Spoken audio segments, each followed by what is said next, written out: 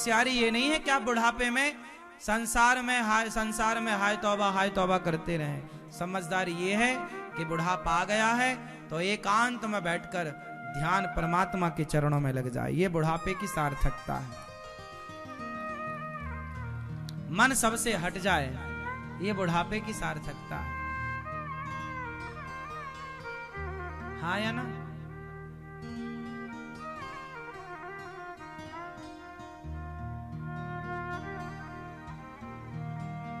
बुढ़ापा उनका बहुत दर्दनाक होता है जो संसार से अटैच होते हैं। बुढ़ापा उनका बहुत सुखद होता है जो प्रभु के चरणों को पकड़ के रखते हैं। अब आपके हाथ में दोनों ऑप्शन है, क्या करना है वो आप देख लो, है ना मेरी मां? भगवत चिंतन हो, तीर्थों का भ्रमण करो। हम तो कहते हैं मरने के पहले घर से निकल जाओ और किसी तीर्थ में, किसी एकांत में प्राण त्यागो। मरना भला है दूर का, जहां ना अपना कोय, पशु पक्षी भोजन करें, कोट यज्ञ फल होए। आप लोग ना बुढ़ापे में भी घर से निकलते नहीं हैं, आपका मन हटता नहीं है। बुढ़ापे में भी एक बूढ़े आदमी मरने वाले थे कि तभी वो इशारा करें, बच्चे आ गए। बच्चों को लगा शायद कोई पता बता रहे हो कि हमने वहां पैसा गड़ा रखा है, सोना चांदी हड़ा गाड़ रखा है। अब वो आखिरी समय था तो उनकी जबान बिल्कुल, मरते समय ना जबान काम नहीं करती, दांत बिल्कुल खुलते नहीं है, मुंह नहीं खुलता। बुढ़ापे में ऐसा होता है, बोलते दतौरी बंद हो जाती है, जिह्वा लटपटाने लग जाती है, वो काम नहीं करती। मरने के कुछ मिनट पहले, कुछ घंटे पहले, तो वो आदमी बस इशारा कर, 4 बच्चे थे, चारों को लगा कि हमारे पिता ने लगता है यहां पर हड़ा गाड़ रखा है, सोना चांदी गाड़ रखा है, लगता उसी का पता बताना चाह रहे हैं पर बोल तो पा नहीं रहे। तो वैद्य जी को पकड़ के लाए, वैद्य जी ये कुछ बोलना चाह रहे हैं, कुछ बुलवाओ। वैद्य जी बोले हम 1 लाख रुपए लेंगे तुमसे, 5 मिनट के लिए ये बोल सकते हैं, हमारे पास ऐसी दवाई है। अब चारों भाइयों ने सोचा माल करोड़ों का हो सकता है, तो चारों हो एक काम करो 25-25 हजार जोड़ो। तो चारों भाइयों ने 25-25 हजार रुपए चंदा किया, जोड़े और वैद्य जी को दिया। वैद्य जी ने घोली अपनी दवाई बूटी और डाल दिया उसकी नाक पकड़ के मुंह में बूढ़े के।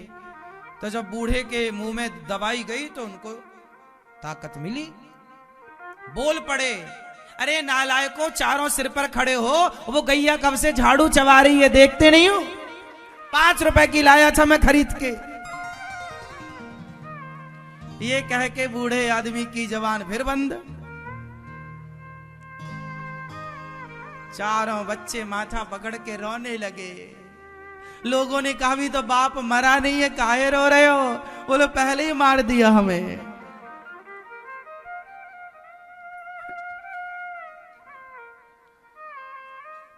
तो दुनिया मरते समय भी मन संसार से हटा नहीं पाती। झाड़ू से मन नहीं हट पाया, वस्तु से मन नहीं हट पाया। आपसे प्रार्थना है मरने के पहले पूर्ण रूप से सबसे मन हटाकर पूरे भगवान में मन लगाकर भगवान के हो जाओ। और जब भगवान के होकर मरोगे तो वो मरना उत्तम मरना है। घर में मरोगे घर वाले मरने ही नहीं देंगे, हिला हिला के आपसे कहेंगे। आप बस पता चल जाए लोगों को कि आप मरने वाले हैं, लोग सारा काम धाम छोड़ के आएंगे, आपको हिला हिला के कहेंगे हमें पहचानो, हमें हमें हमें। कोई ये ना कहेगा कि भगवान को पहचानो, सब कहेंगे हमें पहचानो। अरे राम राम, नहीं पहचान रहा, लगता गया। और मरते समय इतनी भीड़ भाड़ मचा देते हैं ना लोग, कई बार तो मरने वाले के ऊपर गिर जाते हैं लोग। वो नीचे पड़ा है और ये आए धक्का मुक्की करने, हमें भी देखने दो, हमें भी, गिर गए ऊपर। तुम्हारे गिरने से वो मर गया। इसलिए घर में मरोगे तो घर वाले मरने भी नहीं देंगे शांति से। अब 10 लोग, अभी आप मरे नहीं है, घर वाले पहले चालू हो जाते हैं, पोंगा चालू। इसलिए आप ऐसे हल्ला शोर शराबे में कैसे मर पाओगे?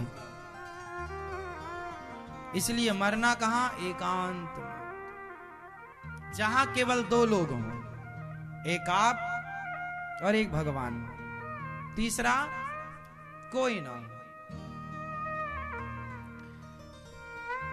पहले के लोग एकांत में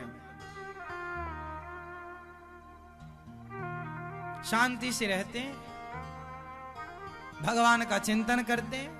भगवान का चिंतन करते करते ही जब कोई आदमी मरे तो उसके सामने भगवान का चित्र रखो, तुलसी की माला दो।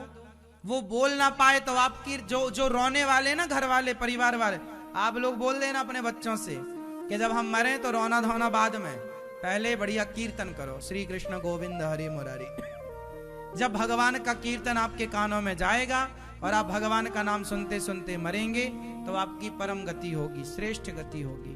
वो दुनिया वालों का रोना धोना सुन के भी मरोगे तो लाभ क्या है? ये रोने वाले तो देखो अभी रो रहे हैं, 13 दिन बाद रसगुल्ले मांग मांग के खाएंगे। आपकी 13वीं में जब आएंगे ना ये लोग, तो गुलाब जामुन मांग मांग के खाएंगे, एक और लाओ, अच्छी है। आप लोग भी तो खाते हैं दूसरों के मरे में मांग मांग के। इसलिए मरने के टाइम केवल भगवान का चिंतन, कोई समझौता नहीं। मुख में तुलसी का दल डालो, गंगा जल डालो। हम तो कह रहे हैं गंगा जल अपने पास में रखा करो और रोज भगवान का तुलसी का दल जरूर लिया करो। आप चरणामृत रोज पीते हो कि नहीं? रोज थोड़ा गंगा जल पिया करो, रोज थोड़ा तुलसी भगवान को चढ़ाकर प्रसादी मुंह पे डाल दिया करो।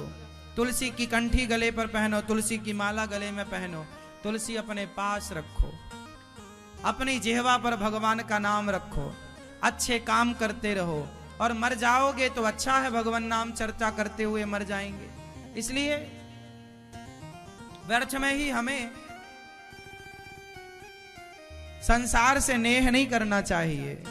दुनिया वालों का तो कुछ बिगड़ेगा नहीं, हम मर जाएंगे तो लोगों का क्या बिगड़ना है? दुनिया तो वैसी चलती रहेगी जैसी चलती आई है, कोई हमारे और आपके चलाने से थोड़ी कुछ चल रहा है। लोग कहते हैं अरे हमारे बिना कैसे होगा, सब बढ़िया होगा। ये सब गलत फहमियां पाल रखी हैं लोगों ने, हमारे बाद क्या होगा, हमारे बिना कैसे, सब बढ़िया होता।